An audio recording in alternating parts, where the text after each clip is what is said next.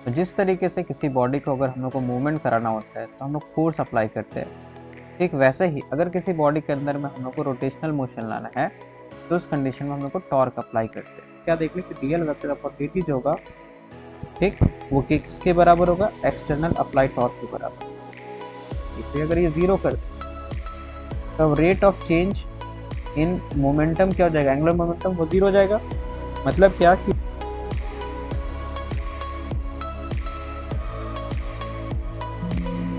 तो आज के इस वीडियो में हम लोग बात करने वाले हैं टॉर्क के बारे में। आखिर ये टॉर्क होता क्या है। तो जिस तरीके से किसी बॉडी को अगर हम लोग को मूवमेंट कराना होता है तो हम लोग फोर्स अप्लाई करते हैं, ठीक वैसे ही अगर किसी बॉडी के अंदर में हम लोग को रोटेशनल मोशन लाना है तो उस कंडीशन में हम लोग को टॉर्क अप्लाई करते हैं। टॉर्क को हम लोग मोमेंट ऑफ फोर्स भी कहते हैं या फिर उसको हम लोग कपल भी कहते हैं। तो आखिर ये टॉर्क होता क्या है। तो हम लोग अगर देखें, जैसे मान लेते हैं यहाँ पर एक गेट है हमारे पास में और इस गेट को खोलना है तो हम लोग क्या करेंगे, हम लोग फोर्स क्या करेंगे, इसको फोर्स अप्लाई करेंगे इस गेट के डिस्टेंस पॉइंट पे, यहाँ पर हैंडल पे। ठीक है, यहाँ पर जो हिंजेस है वहां पर फोर्स अप्लाई नहीं करेंगे। जब यहाँ पर हम लोग फोर्स अप्लाई करेंगे तब जाके ये गेट हमारा रोटेट होता है और इस वजह से गेट खुलता है हमारा। तो ये जो रोटेशनल मोशन हुआ ना, इसके पीछे जो रीजन था उसी को हम लोग टॉर्क कह दिए। अब ये किन किन बातों पर डिपेंड करता है, ये डिपेंड करता है हमारा फोर्स पर, फोर्स का मैग्नीट्यूड क्या था, जितना ज़्यादा फोर्स का मैग्नीट्यूड लगाएंगे उस पर डिपेंड करता है। साथ ही साथ में ये डिपेंड करता है कि जो फिक्स्ड एक्सिस से आखिर इसका डिस्टेंस कितना रहा। फॉर एग्जांपल अगर हम इस फोर्स को यहाँ लगाएंगे बीच में, तो जितना इजीली ये गेट यहाँ पर फोर्स लगाने पे खुल गया उतना इजीली यहाँ नहीं खुलेगा। अच्छा, इसी को अगर हम लोग यहाँ पर हिंजेस पे ही लगा दें तब तो ये गेट खुलेगा ही नहीं। इसका मतलब इसका जो डिस्टेंस है हमारा फिक्स्ड एक्सिस से उस बात पे भी डिपेंड करता है कि टॉर्क कितना होने वाला है। ठीक है, तो ये डिपेंड करता है एक तो हमारा फोर्स पे और दूसरा डिपेंड करता है कि इसका पोजीशन क्या है, डिस्टेंस क्या है हमारा फिक्स्ड एक्सिस से। तो इस तरीके से टॉर्क को हम डिफाइन कर सकते हैं। टॉर्क जिसको कि टाउ से डिनोट किया जाता है, ये ग्रीक लेटर है। क्योंकि टॉर्क एक वेक्टर है तो इसके ऊपर वेक्टर का साइन देंगे और ये डिपेंड करता है हमारा cross product of position vector, मतलब ये जो डिस्टेंस हमारा हो रहा है इस पर, और साथ में ये फोर्स जितना अप्लाई किया गया उसके ऊपर डिपेंड करता है। ये इन दोनों का क्रॉस प्रोडक्ट होता है। क्रॉस प्रोडक्ट इसलिए क्योंकि क्रॉस प्रोडक्ट हम लोग को जो रिजल्टेंट देता है वो एक वेक्टर देता है, और यहाँ पर फोर्स और डिस्टेंस को मल्टीप्लाई करने के बाद जो टाउ आ रहा है वो भी एक वेक्टर है, इसलिए क्रॉस प्रोडक्ट कर रहे हैं। अगर हम लोग क्रॉस प्रोडक्ट को यहाँ पर खोलेंगे तो ये क्या बन जाएगा, आर एफ साइन थीटा, साथ में एन कैप हो जाएगा। ठीक है, यहाँ पर ये एन कैप यूनिट वेक्टर है जो कि बताएगा कि स्टॉक का डायरेक्शन क्या होता है। ठीक है, इसके डायरेक्शन को जानने के लिए हम लोग क्रॉस प्रोडक्ट ऑफ वेक्टर्स की मदद से हम लोग जान सकते हैं। अब अगर हम लोग आगे की और बात करें, ठीक है, तो यहाँ से हम लोगों ने टाउ बराबर एक रिलेशन देखा आर एफ साइन थीटा। इसका मतलब ये जो टाउ है हमारा, मतलब जो टॉर्क है वो डिस्टेंस पर डिपेंड कर रहा है, फोर्स पर डिपेंड कर रहा है, और साथ ही साथ में इन दोनों के बीच में क्या एंगल बन रहा है उस पर भी डिपेंड कर रहा है। ठीक है, अच्छा, एक हम लोग एक कंडीशन लेते हैं। अभी हम लोग जो कुछ भी समझेंगे फॉर ए सिंगल पार्टिकल समझेंगे, फिर हम लोग एक सिंगल पार्टिकल से चीज़ों को समझते हुए स्टॉक के डेफिनेशन को हम लोग फॉर मैनी पार्टिकल्स देखेंगे और उसके बाद एक कंप्लीट बॉडी को देखने वाले होंगे। तो फॉर ए सिंगल पार्टिकल हम लोग मान लेते हैं यहाँ पर ये एक प्लेन है हमारा, और यहाँ पर एक पार्टिकल कोई पी जो है वो रखा हुआ है इस ऑरिजिन से एट ए डिस्टेंस आर। यहाँ पर ये इसका पोजीशन वेक्टर का डायरेक्शन हो गया, फोर्स हम लोग मान लेते हैं इस डायरेक्शन में लगा रहे हैं, ये थीटा हो गया। ठीक है, तो इस कंडीशन में हम लोग क्या देखते हैं कि अगर हम लोग, ये फोर्स का डायरेक्शन है, ये आर वेक्टर हो गया, अगर हम लोग इस फोर्स को दो कंपोनेंट में तोड़े तो एक तो आर वेक्टर के अलोंग आ जाएगा हमारा। ठीक है, ये कैसे तोड़ रहे हैं हम लोग, इसके लिए रिजोल्यूशन ऑफ वेक्टर टॉपिक समझ में आना चाहिए। तो फोर्स वेक्टर यहाँ थीटा एंगल बना रहे हैं इस साइड के साथ में, तो हम लोग यहाँ पर, अच्छा, यहाँ पर इसके आर वेक्टर के अलोंग जो कंपोनेंट होगा वो बन जाएगा एफ कॉस थीटा, और इसके परपेंडिकुलर डायरेक्शन जो बन जाएगा वो बन जाएगा एफ साइन थीटा। अगर हम लोग यहाँ पर देखें तो सिंपल सी बात है कि ये आर वेक्टर, ये हमारा ऑब्जेक्ट है, और इसके अंदर में अगर रोटेशन लाना है तो हमको इस तरफ के फोर्स को कंसिडर करना पड़ेगा।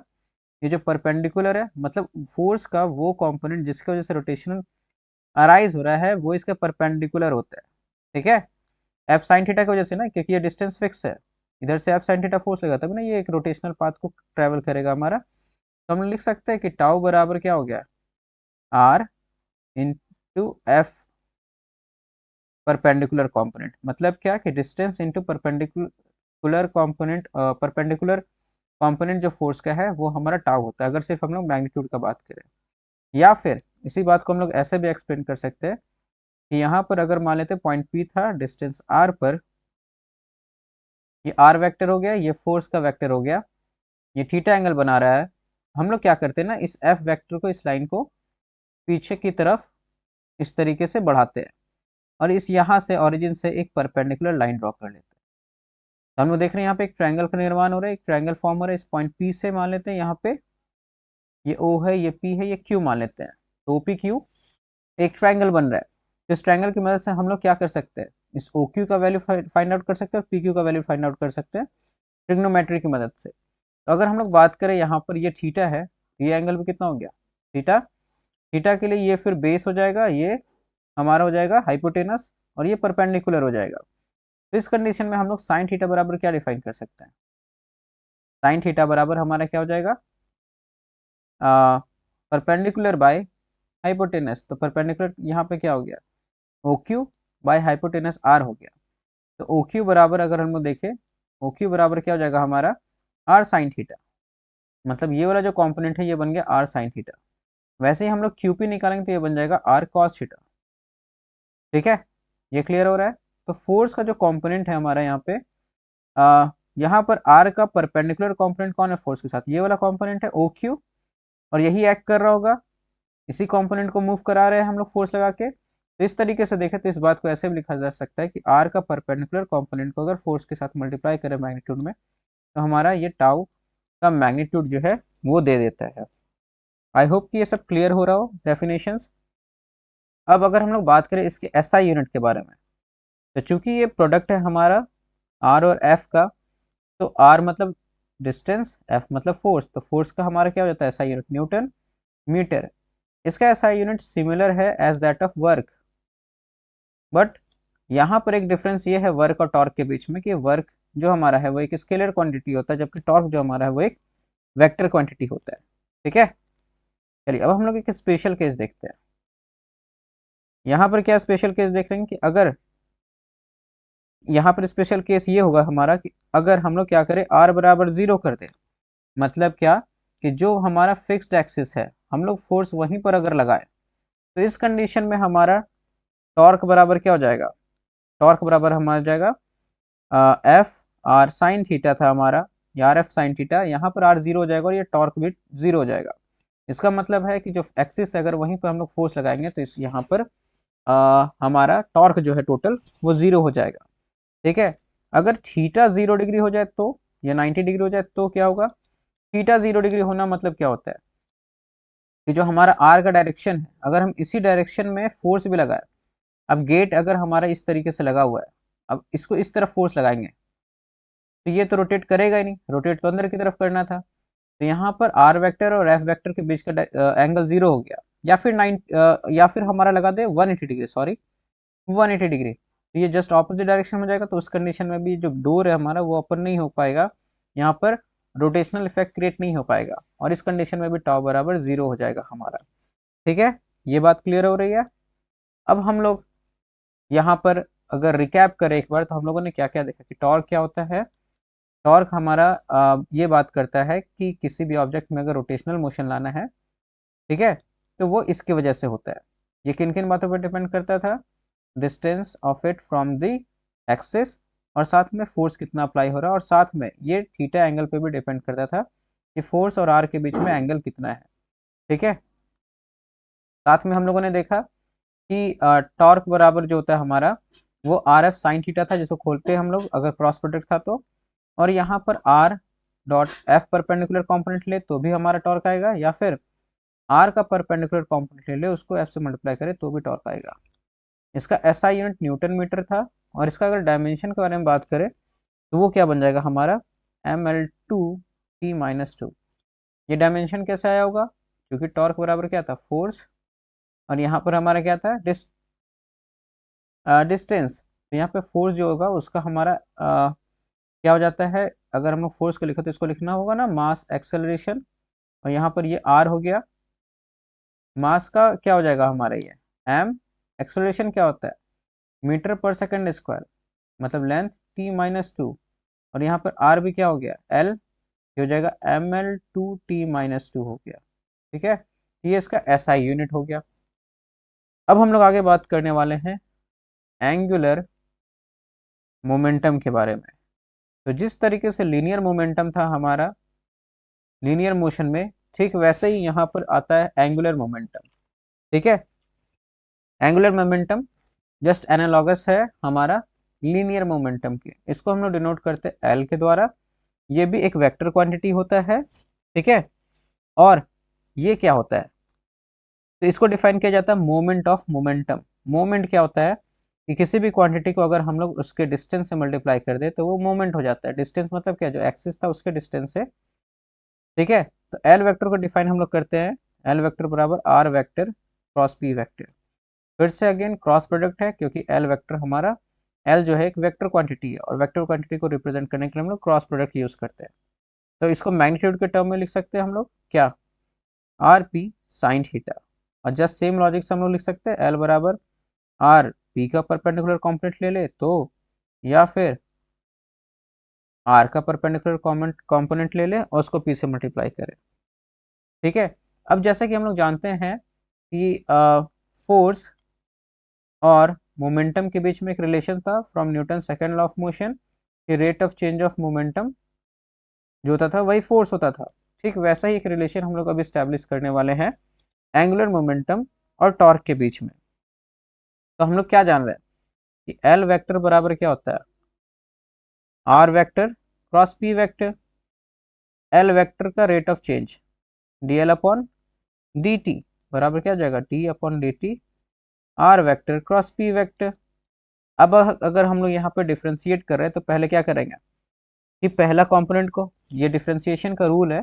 ठीक है, कि अगर दो क्वांटिटीज को अगर हम लोग मल्टीप्लिकेशन में रहे, उन दोनों को अगर दोनों वेरिएबल क्वांटिटीज है, अगर दोनों को हम लोग को दो फंक्शंस है जिसको कि डिफ्रेंशिएट करना है, तो हम लोग क्या करते हैं ना, सिंपली यहाँ पर ऐसा काम करते हैं कि पहले वाले को एक बार डिफ्रेंशिएट कर लेते हैं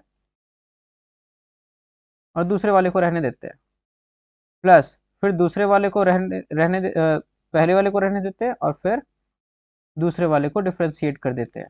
तो सेम काम हम लोग यहाँ पे भी करने वाले हैं। यहाँ पर क्या करेंगे, सबसे पहला क्वांटिटी को डिफ्रेंशिएट करते हैं D R vector upon D T cross P vector, plus और क्या करने वाले हम लोग आर वेक्टर को रहने देते हैं और D P vector upon D T कर लेते हैं। आई होप कि ये समझ में आ रहा हो।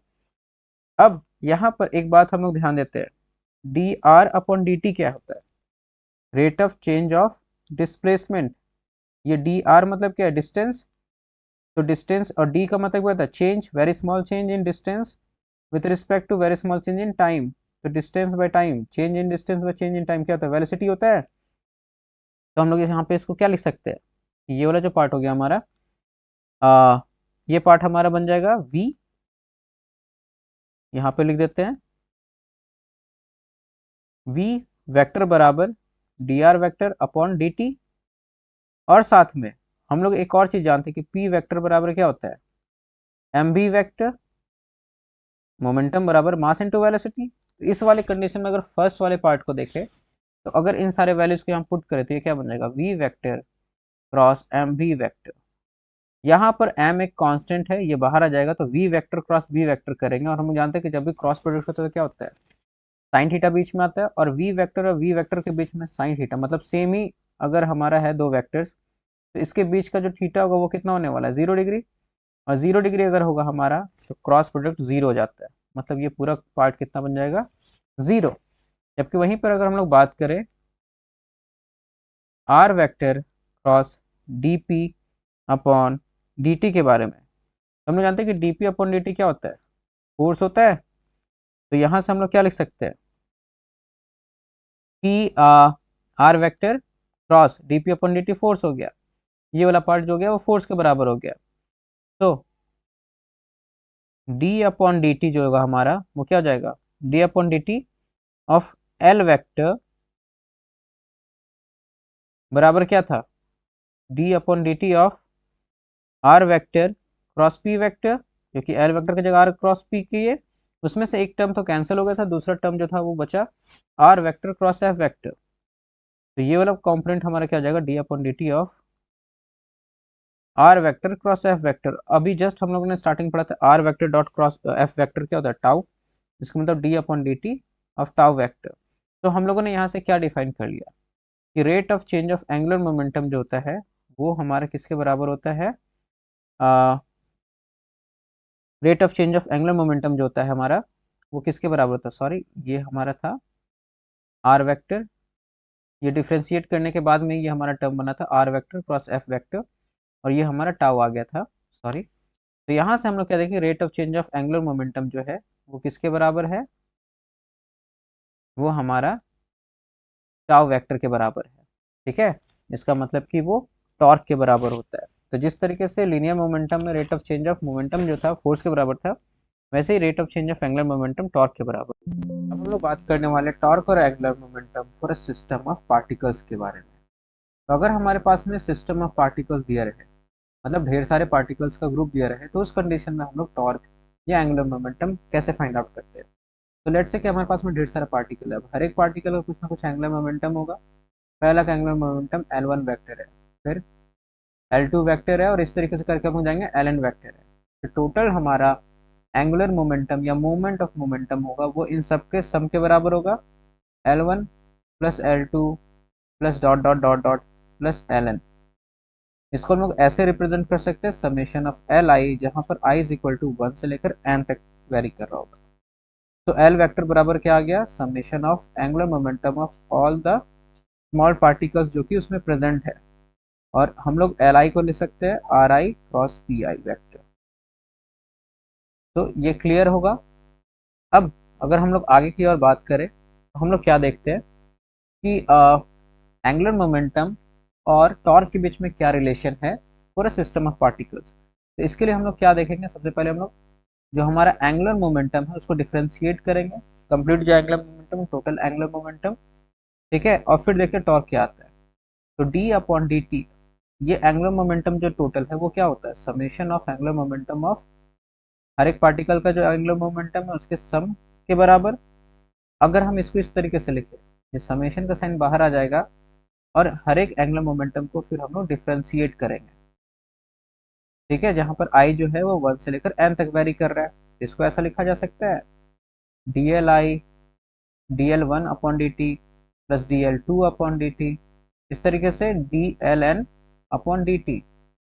और हम लोग पढ़ चुके हैं क्या कि dl अपॉन डी टी हर एक पार्टिकल का जो rate of change of angular momentum है वो उसके टॉर्क के बराबर होता है। ये आ गया tau one plus tau two plus dot dot dot dot tau N. मतलब क्या कि rate of change of total angular momentum जो है वो समेशन हो रहा है हमारा इसके बराबर, टॉर्क के बराबर, जहां पर ith टॉर्क के बराबर, मतलब सारे टॉर्क जो भी है उन सबके सम के बराबर, जहां पर ये आई जो है 1 से लेकर n तक वेरी कर रहा है। अब यहाँ पर जो हम लोग टॉर्क देख रहे हैं, क्योंकि सिस्टम ऑफ पार्टिकल्स है तो ये सिस्टम ऑफ पार्टिकल्स आपस में भी तो फोर्सेस लगा रहे होंगे, ठीक है।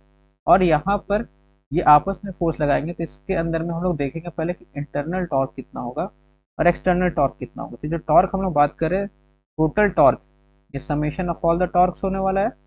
और जो summation of all the torque होगा, ठीक है, वो किन किन चीज़ों की वजह से होगा, एक्सटर्नल टॉर्क होगा एक इसके अंदर में पार्ट जो कि पूरे सिस्टम ऑफ पार्टिकल्स पे लगने वाला, और एक इंटरनल होगा जो कि ये लोग आपस में लगाएगा अगर ये पार्टिकल्स एक दूसरे के ऊपर में लगाता है फोर्स, है ना। इस तरीके से भी टॉर्क लगेगा, यहाँ पर फोर्स लगेगा तो कुछ टॉर्क भी होगा, ठीक है। तो हम लोग क्या नोटिस करते हैं यहाँ पर कि जो इंटरनल टॉर्क होता है, ठीक है, वो जीरो हो जाएगा, क्योंकि ये पार्टिकल्स आपस में जब फोर्स लगा रहे होगा, ठीक है। तो इस कंडीशन में क्या होगा ना कि न्यूटन्स थर्ड लॉ की वजह से ये दोनों आपस में एक दूसरे जस्ट ऑपोजिट और इक्वल फोर्स लगा रहा होगा, और ये दोनों कैंसिल हो जाएगा हमारा, ठीक है। तो इस वजह से ये हमारा इंटरनल टॉर्क टोटल जो होगा वो जीरो हो जाएगा, और यहाँ पर जो टोटल टॉर्क बचेगा वो टाउ एक्सटर्नल के बराबर बचेगा।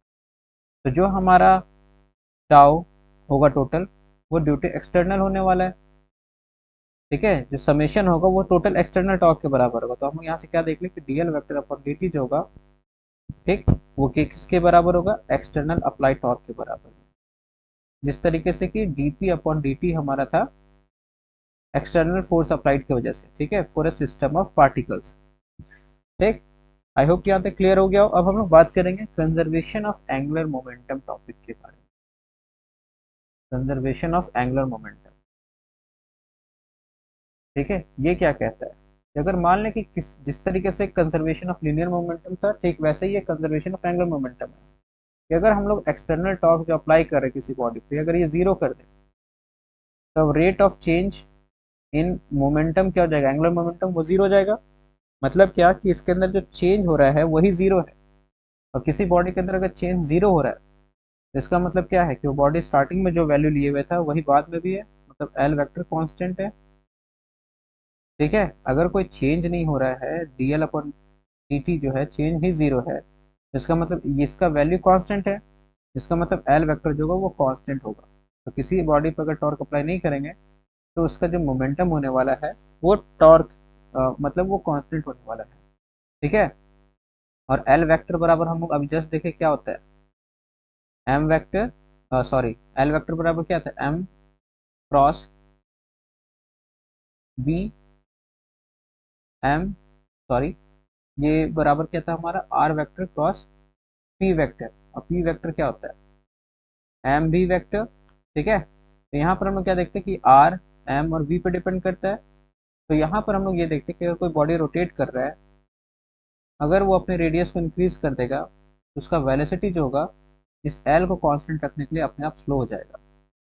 लेकिन अगर वो अपने रेडियस को डिक्रीज कर लेता है तो उस कंडीशन में उसका वेलोसिटी अपने आप इंक्रीज कर देगा। इसीलिए अगर हम लोग किसी चक्री पे घूम रहे होंगे, किस तरीके से घूम रहे होंगे, अगर अपने हाथ को फैलाएंगे तो हमारा वेलोसिटी जो है वो डिक्रीज हो जाएगा, क्योंकि आर बढ़ गया तो वेलोसिटी कम हो जाएगा इस एल को कंजर्व करने के चलते, अगर बाहर से कोई टॉर्क नहीं लग रहा है तो। और अगर हम लोग अपने हाथ को अंदर की तरफ रख लेंगे तो उस कंडीशन में हमारा क्या होगा, रेडियस छोटा जाएगा तो वेलोसिटी बढ़ जाएगा और हम लोग तेजी से घूमना स्टार्ट कर देंगे। तो आई होप कि ये सब समझ में आ रहा होगा। अब ये सब बात तब के लिए था जब हमारा जब बॉडी जो हमारा था वो एक फिक्स पॉइंट से इस तरीके से एक एक्सिस से फिक्स था, किसी एक जगह से फिक्स था, तो उस कंडीशन में टॉर्क जो है वो इस तरीके से डिफाइन कर रहे थे। लेकिन मान लेते हैं कि अगर बॉडी हमारे इस तरीके से कोई दिया हुआ है जिसको रोटेट करना है, हम लोग क्या करना होगा, इक्वल एंड ऑपोजिट फोर्स लगाएंगे हम लोग, वो भी डिफरेंट लाइन होना चाहिए, डिफरेंट लाइंस पे होना चाहिए। मतलब मान लें कि यहाँ पर ये बॉडी इस तरीके से और इसी लाइन पर नीचे की तरफ फोर्स लगेंगे तो नेट फोर्स जीरो हो जाएगा। फिर डिफरेंट लाइंस पे दो इक्वल एंड ऑपोजिट फोर्स लगाएंगे तब जाके ये रोटेट करेगा किसी एक फिक्स एक्सिस के अलोंग। ठीक है, तो इसकी वजह से इसमें हमारा जो ट्रांसलेटरी मोशन है वो तो जीरो हो जाएगा क्योंकि नेट फोर्स जीरो है, लेकिन टॉर्क जो हमारा वो रहेगा। ठीक है, और इस टॉर्क की वजह से ये रोटेट करेगा। इस इन दोनों फोर्सेस को हम लोग कपल कहते हैं। ठीक है, ये कपल को हम लोग कैसे डिफाइन करेंगे, तो यहाँ पर जो टोटल टॉर्क लग रहा है वो कैसे डिफाइन करेंगे, सॉरी, तो ये क्या होगा, हमारा जिस एक्सिस का अलॉन्ग ये घूम रहा है वहां से लेकर इसका डिस्टेंस, और ये फोर्स लग रहा है F1, और सेम फोर्स यहाँ भी लग रहा है। यहाँ से डिस्टेंस R1 है, यहाँ से डिस्टेंस R2 है, ये कंप्लीट डिस्टेंस को हम लोग R मान लेते हैं। तो हम लोग क्या देख रहे हैं यहाँ पे कि यहाँ पर जो टॉर्क होगा वो क्या हो जाएगा F1, और ये परपेंडिकुलर मान ले रहे हैं इसको। ठीक है, F1 R1 और प्लस यहाँ पे क्या हो जाएगा F2 R2, और सॉरी ये दोनों सेम ही है, यहाँ से F1 कॉमन आ जाएगा तो बचेगा कि R1 प्लस R2। इसका डायरेक्शन ऑपोजिट नहीं हो रहा है क्योंकि यहाँ पर ये दोनों सेम डायरेक्शन में ही रोटेट कर रहा है। ठीक है, तो ये R1 प्लस R2 क्या हो जाएगा, इस R के बराबर हो जाएगा और टाउ बराबर हो जाएगा F1 R। ठीक है, और यहाँ पर यही चीज हमारा क्या था,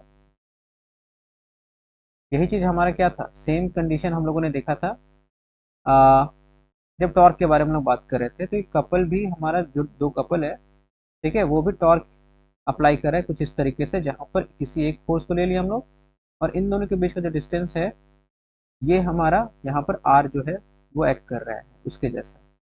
ठीक है, अगर हम इसी चीज़ को डिफाइन करें बाकी सारी जगह पे भी, गेट जब ओपन करते हैं तो उस जगह पे भी कपल एक्ट करता है। ठीक है, जिसकी वजह से हमारा टॉर्क हो रहा था, एक तो फोर्स हम लोग यहाँ अप्लाई किए थे, तो ठीक उसी टाइम पे रिएक्शन के तौर पे यहाँ पर हिंजेस के पास में भी एक फोर्स अप्लाई हो रहा था। ठीक है, तभी ये हमारा गेट क्या हो रहा था कि रोटेट कर पा रहा था, जहाँ पर ये डिस्टेंस जो था R1 जो था वो जीरो था, जबकि R2 जो था वो R के बराबर था, और इसीलिए R इंटू एफ हमारा जो था वो टोटल टॉर्क दे पा रहा है। ठीक है, तो आई होप कि ये सारा कॉन्सेप्ट क्लियर हो गया हो। अगर कोई डाउट है प्लीज़ कमेंट सेक्शन में बताएं। मिलते हैं हम लोग नेक्स्ट वीडियो में, तब तक के लिए टेक केयर एंड गुड।